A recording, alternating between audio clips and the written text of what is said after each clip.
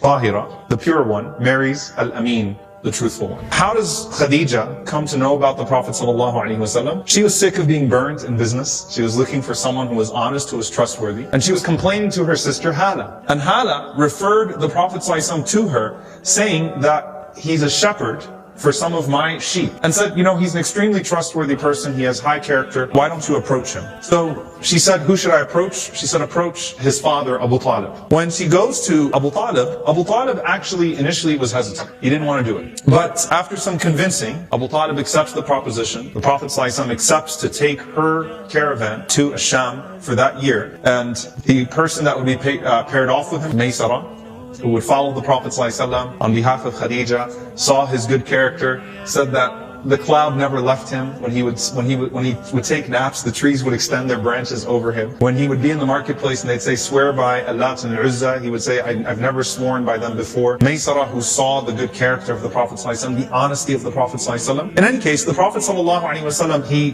doubled the caravan of Khadijah on that trip. So he did an extremely good job. He was noble, and Maysara told Khadijah about his good character and about the things that he had seen. Of course, the fact that he's a monotheist also appeals to Khadijah radiallahu ta'ala anha, who is a monotheist as well. So Maysara comes back. The Prophet ﷺ took Khadijah's caravan out, doubled it, was completely honest, maintained a great deal of nobility. And Maysara is bragging about the Prophet ﷺ. Now Khadijah radiallahu anha had trust issues with the merchants, or merchants taking her caravan. She definitely has trust issues getting married now, because she doesn't want to get married to someone who's only going to marry her to cheat her with all of the wealth that she has. So she doesn't trust people for marriage. So she's been unmarried now for over a decade. The Prophet ﷺ is also unmarried. So Nafisa, who's a friend of Khadijah, she goes to Khadijah and asks her, how's everything? And Khadijah starts talking about the Prophet ﷺ, this young man, Muhammad, who took her caravan and just was so honest and how noble he was. And she starts to say all of those things. So Nafisa sees the spark in her eye, and Nafisa says, well, why don't you marry him? Khadijah radiallahu anha said,